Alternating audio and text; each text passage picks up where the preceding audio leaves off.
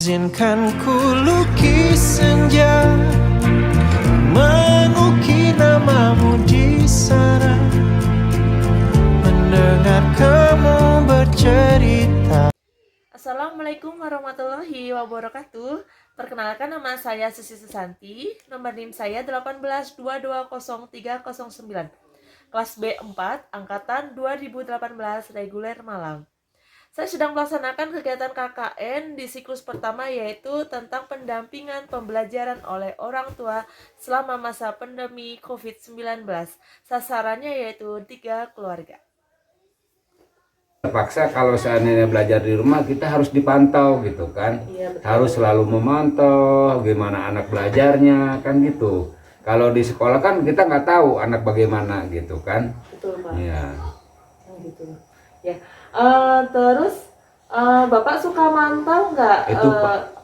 anak kalau sedang belajar gitu? Selalu pasti selalu kita pantau kalau lagi anak belajar. Kalau nggak dipantau lah nanti anaknya kucar kacir kemana-mana lagi.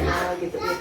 Bapak ada kendala nggak saat anak belajar online atau daring? Kalau kendala ada, soalnya kalau kendalanya begini, gimana kalau dia belajar, begitu kita belajar online, kan kita belajar pakai HP online itu kan kita harus pakai kuota. Iya. Bahkan kita pakai kuota aja hanya cukup paling pokoknya untuk 1 minggu, kadang-kadang ya kalau lagi ada uang ya kita bisa 1 bulan gitu.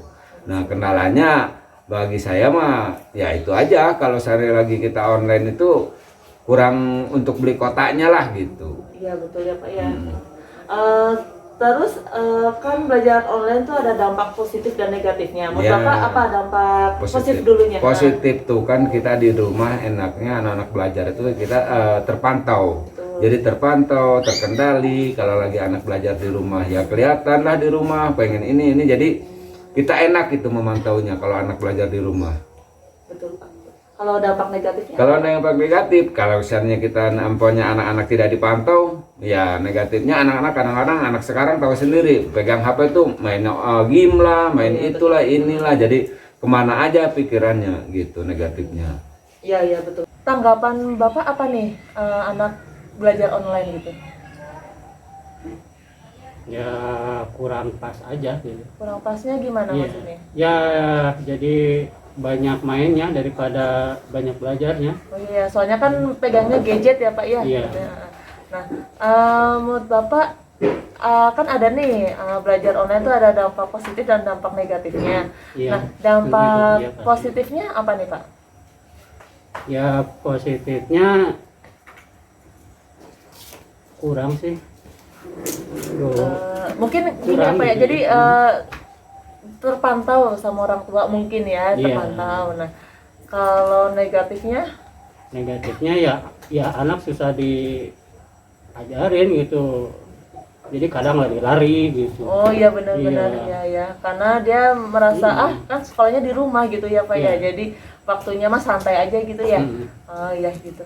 Nah, terus tanggapan Bapak nanti ke depannya gimana nih untuk belajar ini? Sekolahnya harusnya gimana gitu? Ya Pengennya gimana? tanggapannya ya pengen normal kembali dan ya cepat-cepat selesai gitu coronanya gitu. Iya ya Pak ya. Ya karena capek juga dan ya kan kita tidak full gitu bisa.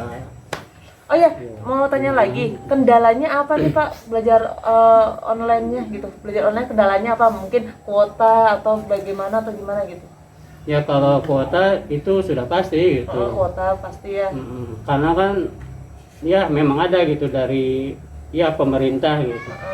Tapi terkadang tahu-tahu habis ternyata dipakai main game gitu. Oh iya benar sama benar. anak-anak gitu. Jadi kendalanya kuota ya. Iya. Banyak sisi negatifnya sih sebenarnya ya kalau sekolah online, sekolah daring gitu ya. Iya. Kayak misalkan anak pasti apa sih namanya? Kayak kurang mengerti ya gitu pelajarannya gitu kan ya. Ibu kedepannya pengennya gimana untuk Ya, sekolah anak-anak? sekolah mah kepengennya normal lagi kayak biasa lagi, jangan sampai kepengen mas buru-buru hilang gitu COVID-nya gitu. Iya ya Bu ya. Selesai. Mudah-mudahannya biar apa sih nih aktif lagi ya anak-anak. Soalnya kalau di rumah juga Di rumah banyak main juga nya. banyak mainnya. Apalagi sekarang kan gadget ya Bu ya, jadi pasti main game Iya. gitunya disuruh Banyak sekolah. mainnya daripada belajarnya. Di siklus yang kedua, yaitu fokus pada pembelajaran di sekolah pada masa pandemi. Di sini sasarannya yaitu 2 orang guru. Nah, kali ini saya akan mengobservasi 2 orang guru dan 1 kepala sekolah di TK Kucipta. Yang pertama, beliau bernama Ibu Rini. Beliau mengajar di TKA. Yang kedua, Bu Lia. Beliau mengajar di TKB. Yang ketiga, Bu Yesi selaku kepala sekolah di TK Kucipta. Pembelajarannya via offline atau via online? Oh gitu. Kalau via online itu menggunakan aplikasi apa Ibu? Aplikasi WA. Terus ada Zoom atau Google Meet gitu? Oh, Zoom. Oh gitu. Nah, itu pembelajaran via online dan offline itu waktunya beda-beda tuh gimana itu ngatur waktunya? Kakinya ke bawah. Seminggu 3 kali. Oh kalau online, offline. Oh kalau offline setiap hari ya. Yang kedua, saya akan mewawancarai beliau bernama Bu Lia Yulianti yang mengajar di TKB TK Kucipta yang beralamatkan di Komplek Taman Bumi Prima, Cibabat, Cimahi Utara. Nama saya Indah Yulianti. Kebetulan saya di sini guru kelompok besar, kelompok B, ya. Kelompok B di TK Kucipta Ya, ya, Bu TK ya. Kucipta. Saat ini pembelajarannya via online atau via offline Bu di TK ini? Sekarang kalau awal pandemi itu kita offline full. Kalau sekarang itu kita bagi 2, ada offline, ada online. Kalau pelajaran sistem online itu aplikasinya apa aja Bu Guru? Pakai Zoom sama Meet. Zoom sama Meet. Baik. Oh ya, kalau pengaturan waktunya itu gimana Bu? Maksudnya berapa harinya Nah, gitu? Saat ini kita 4 hari offline Tatap muka. Nah, yang online-nya 1 hari. Tapi baru ini ya. Berjalan sekarang. Kalau yang kemarin kita awal pandemi kita offline. Online. Nah, itu awal. Nah, udah seperti itu karena banyak orang tua yang komplain, jadinya kita ada offline-nya, tapi itu cuma 2 hari. Oh gitu. Nah, kalau sekarang udah berjalan 4 hari. Udah full ya Bu ya sekarang ya. Belum sih, belum 1 hari. Oh, 1 hari Iya. online. Itu di hari apa Ibu? Di hari Jumat. Hari Jumat aja Iya. online-nya. Iya. Oh, baik. Terus bagaimana pelaksanaan pembelajaran via offline dengan menerapkan prokes di masa pandemi ini, Bu? Kita tetap menerapkan prokes. Jadi si anak-anak saat datang kita cek suhu, terus cuci tangan sebelum masuk, terus masker tetap pakai. Terus ini juga kelas, karena kebetulan kita kelasnya luas, jadi jaga jaraknya bisa lebih gitu.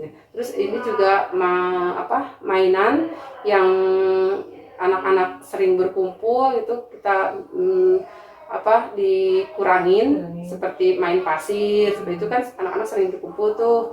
Nah, kita kurangin gitu, jadi tidak adakan dulu gitu. Oh, ditiadakan dulu. Ya, sama jam kita lebih sedikit gitu kan. Kalau dulu awal sebelum masa pandemi kita masuk jam 8, pulang jam 11. Kalau masa pandemi ini kita masuknya dari jam 9, pulang jam 11. Oh, jam 11. Ya, jadi cuma 2 jam terus nggak ada main gitu. Ya. Jadi langsung makan terus pulang. Oh gitu. Ya, soalnya mainannya sudah kita dipersedikit gitu. Nggak terlalu banyak seperti dulu sebelum pandemi. Terus ini juga apa sih namanya, ruang kelasnya dibikin gimana Bu? Ditata karena luas ya, kebetulan luas. Jadi kita kelasnya tidak, kalau dulu itu udah kelasnya kelompok A, kelompok B, PG. Kalau sekarang di luasin aja gitu. Satu. Oh, dulu ada sekatnya Ibu ya? Iya, kalau sekarang enggak. Terus sekat-sekatnya ininya jaraknya kan lebih jauh-jauh. Kebetulan kan kalau masa pandemi gini kita muridnya nggak terlalu banyak seperti dulu gitu. Jadi ya kita bisa mengaturnya gitu. Sebaik mungkin. Terus apa saja hambatan atau kesulitan yang Ibu guru hadapi? Yang offline apa online? Dua-duanya Bu, offline dan online. Kalau offline itu alhamdulillah nggak ada sih gitu. Cuman kita aja yang benar-benar harus menjaga prokesnya itu ya Bu ya. Ya. Tapi kalau online itu kebanyakan kan orang tua itu banyak mengeluh. Soalnya si anak itu kalau dikasih tugas ada yang mau, ada yang enggak. Jadi orang tua mengeluhnya, Bu, ini mah dikerjakannya sama orang tua gitu. Jadi banyak keluhannya sih. Jadi kita nggak memaksakan si anak untuk mengerjakan tugas harus gitu, enggak. Jadi si anak kalau mau ya silakan, kalau enggak ya udah nggak dipaksakan. Nggak seperti kayak di sekolah anak-anak lebih disiplin, lebih tertib. Kalau di rumah itu kan mungkin karena sama orang tua juga ya jadi manja-manja kayak gitu. Santai ya anak-anaknya gitu. Terus bagaimana Ibu guru cara menanggulangi hambatan tersebut Ibu? Ya akhirnya ya awalnya kan kita 1 tahun kemarin itu benar-benar gitu. Benar-benar online? Iya, nggak ada tatap muka. Iya, nggak ada tatap muka. Jadi karena banyak keluhan ya akhirnya kita cari solusi, ya udah ada offline-nya, ada tatap mukanya gitu. Tapi waktu awal baru 2 kali gitu dalam seminggu paling tatap muka. Nah, kalau kesininya ya kita ngambil 3 hari, itu sekarang 4 hari gitu. Oh baik Bu. Terus bagaimana respon orang tua dalam pembelajaran daring? Daringnya seperti itu. Tadi, ya. Yang tadi kurang ya Bu ya? Ya, kurang merespon, banyak mengeluh. Terus jadi yang mengirimkan tugas pun ya berapa persen, enggak inilah paling 50% paling itu juga kalau orang tuanya merespon, karena kalau mungkin kendalanya orang tua ada yang kerja gitu kan. Betul. Iya. Pada sibuk ya. Ya. Apalagi kalau anak seperti ini gitu kan. Betul. Lalu tanggapan dari Bu guru sendiri gimana nih tentang pembelajaran yang saat ini gitu? Ya mudah-mudahan nih cepat berlalu ya, kita dari Menteri Pendidikannya kita bisa sekolah seperti biasa, soalnya normal lagi, soalnya kasihan juga sih sama anak-anak, hasilnya nggak terlalu maksimal, materinya mungkin ya mereka kurang nangkep gitu ya. nggak semaksimal yang sebelum pandemi sih gitu kan. Jam juga dikurangin gitu kan, terus main sosialisasi sama teman juga dikurangin gitu ya. Masa pandemi sepertinya mudah-mudahan cepat berlalu lah kita biar normal lagi tatap muka ya Bu ya. Begitu aja Ibu guru wawancara dari saya. Terima kasih atas waktunya Ibu guru ya. Yang ketiga, saya akan mewawancarai beliau adalah kepala sekolah di TK Kucipta yang bernama Ibu Yesi. Bu Yesi Yuniati Yasmin, kepala sekolah di TK Kucipta. Kepala sekolah di TK Kucipta Ibu ya. Iya. Ibu boleh nanya-nanya sebentar Ibu ya? Iya silakan. Saat ini pembelajarannya di TK Kucipta itu via online atau offline Ibu? Offline sama online. Offline sama online. Ya. Itu pembagian waktunya bagaimana Ibu? Kita 4 hari offline, 1 hari online. 1 harinya online. Nah kalau online itu pakai aplikasinya apa Ibu? Kita pakai Google Meet sama Zoom meeting. Zoom meeting. Ya. Oh baik. Nah terus bagaimana pelaksanaan pembelajaran via offline menerapkan prokes di masa pandemi ini Ibu? Kita memang pakai standar COVID yang 19 dengan prosedurnya, misalkan kita menyiapkan hand sanitizer, terus kita juga termogan.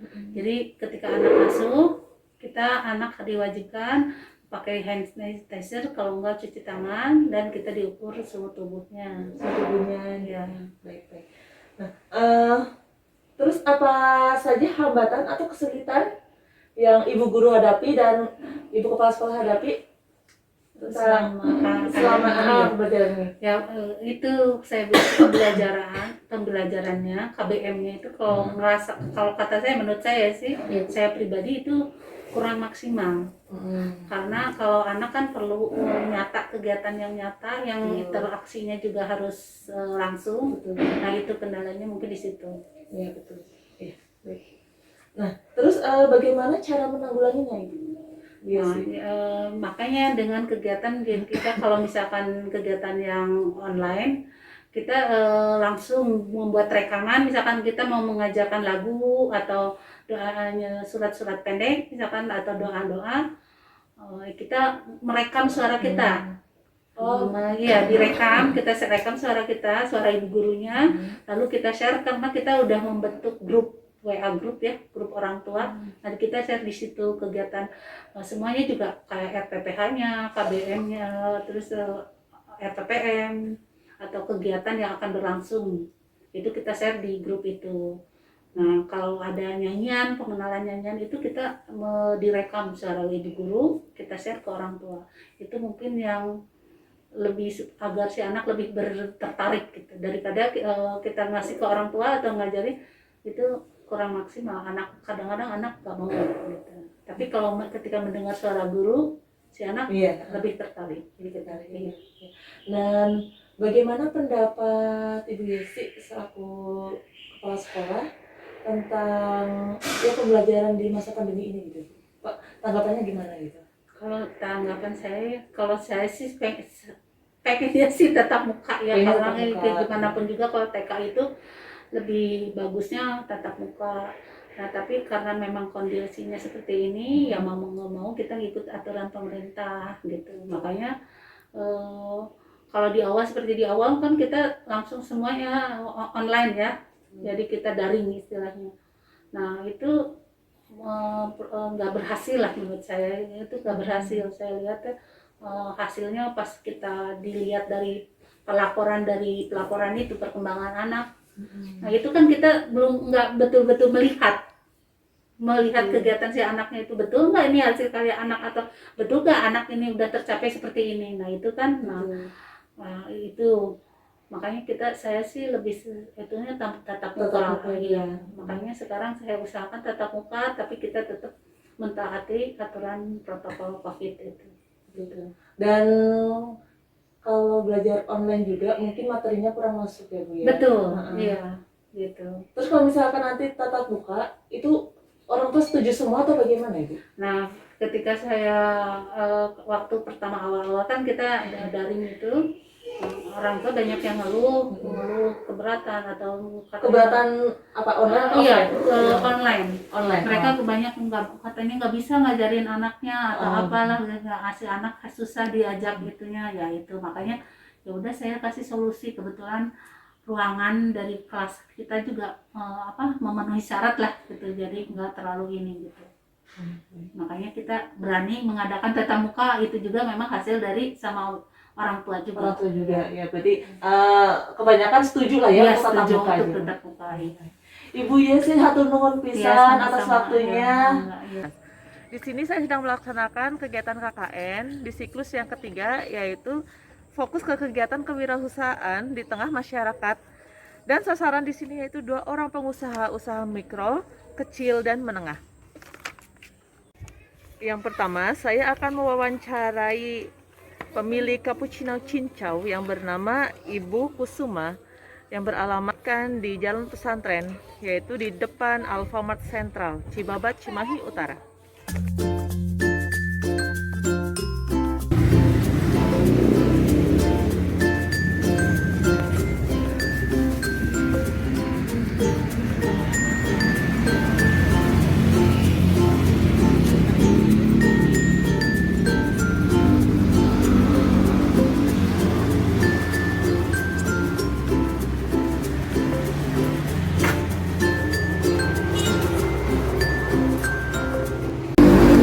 Teh Kusuma, boleh tahu berbisnisnya di bidang apa nih Teh? Di bidang minuman.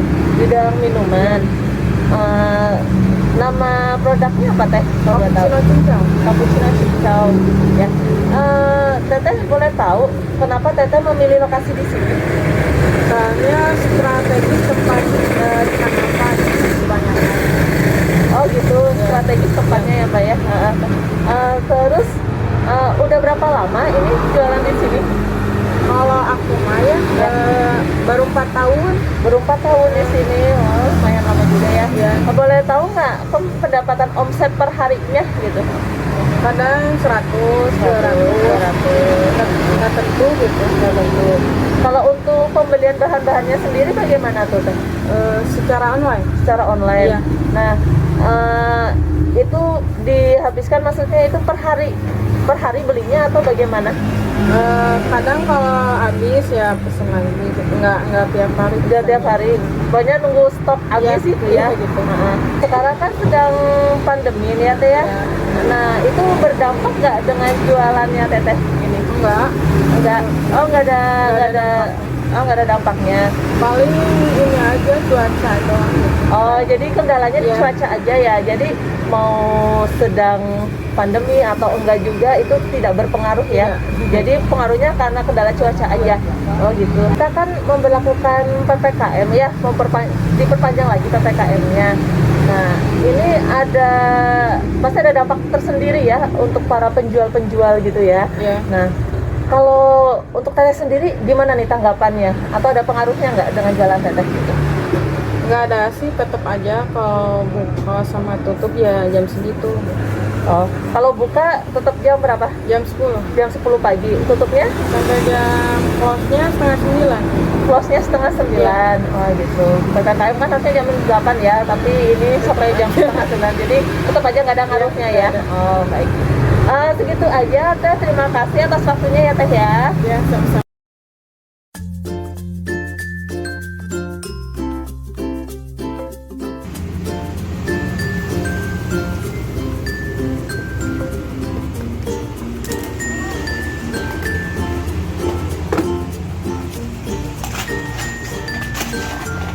Sedikit aja Teh. Sedikit aja.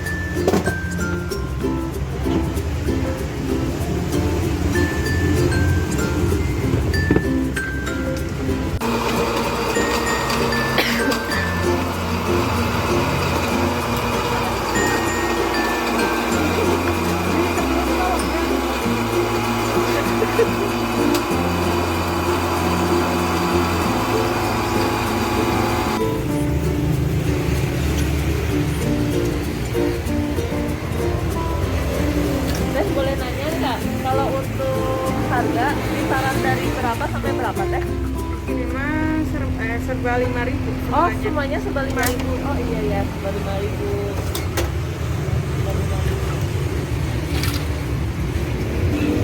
Oh, ini varian rasanya ya Teh ya. Iya. Yang kedua, saya akan mewawancarai pemilik bakso rudal. Beliau bernama Pak Dika yang beralamat di Cihanjuang.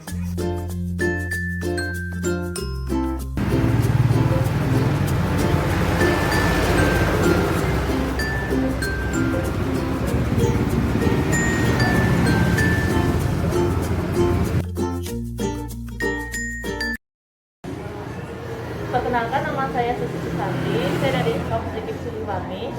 Saya sedang melaksanakan kegiatan KKN ini untuk mengobservasi para pedagang UMKM. Boleh minta waktunya sebentar Mas? Mas boleh tahu namanya siapa? Mas Dika. Kenapa lebih memilih berbisnis bakso? Karena kalau usaha kuliner, usaha pribadi kan, jadi nggak ada ikut pautnya sama orang lain, jadi rasa bebas. Jadi kalau istilahnya capek-capek bisa dulu gitu. Terus kenapa Mas memilih lokasinya di sini?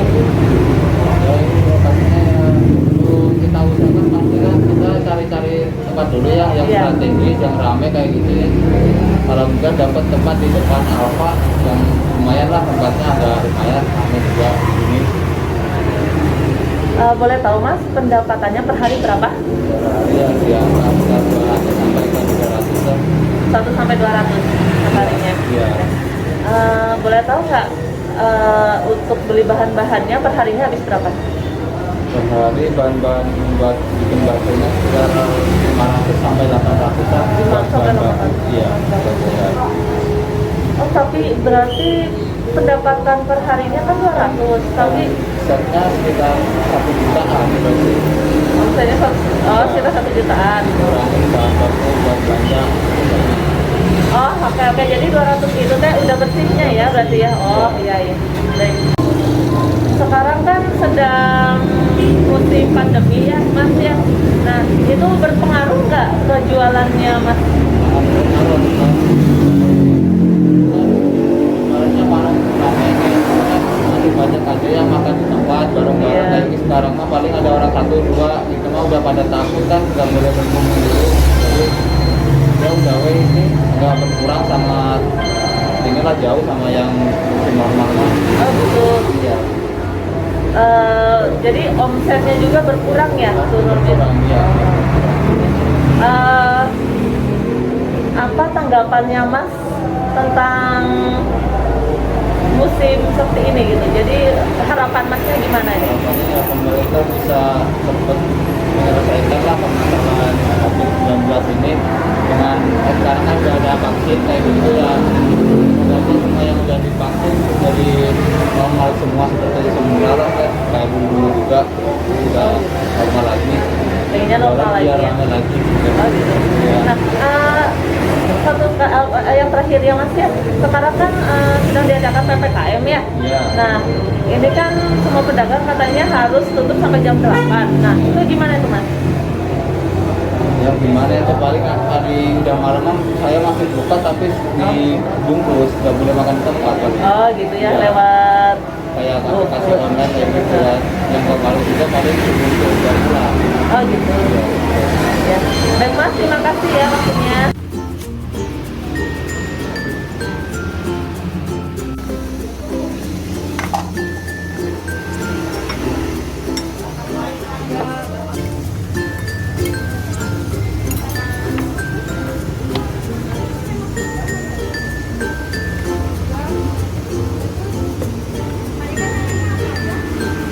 Mas aku kirim.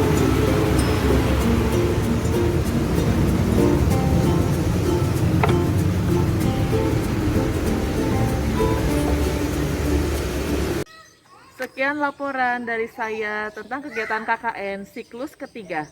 Apabila ada salah-salah kata, saya mohon maaf dan saya ucapkan terima kasih kepada dosen pembimbing saya, Miss Rati Inayah. Wassalamualaikum warahmatullahi wabarakatuh. You say you wanna be a star.